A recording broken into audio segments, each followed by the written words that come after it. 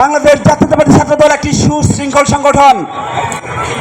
বাংলাদেশের শিক্ষা ব্যবস্থাকে আধুনিক ও যুগোপযোগী করে গড়ে তুলতে শহীদ রাষ্ট্রপতি জিয়াউর রহমান বলেছিলেন, উৎপাদনমুখী শিক্ষা ব্যবস্থায় আমাদের মূল লক্ষ্য।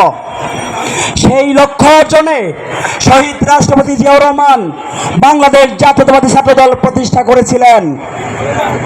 বাংলাদেশ জাতীয়তাবাদী ছাত্রদলের ইতিহাস গৌরবের ইতিহাস।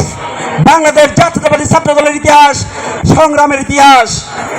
আপনারা জানেন, দীর্ঘ 17 বছর আন্দোলন সংগ্রাম করতে গিয়ে বাংলাদেশ জাতীয়তাবাদী ছাত্রদলের শত শত নেতাকর্মী শহীদ হয়েছে, অসংখ্য নেতাকর্মী গুম হয়েছে, লক্ষ লক্ষ নেতাকর্মীর নামে মিথ্যা মামলা দেওয়া হয়েছে। তবুও বাংলাদেশ জাতীয়তাবাদী ছাত্রদল কখনো অন্যায়ের কাছে মাথা নত করেনি। আপনারাও কখনো অন্যায়ের কাছে মাথা নত করবেন না।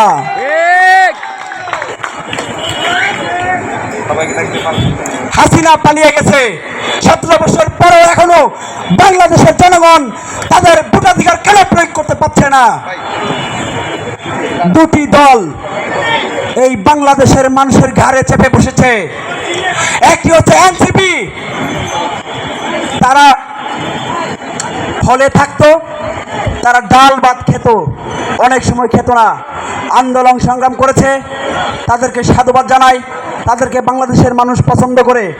কিন্তু জুলাই বিপ্লবের নামে তারা কোটি কোটি টাকার মালিক হয়ে গেছে।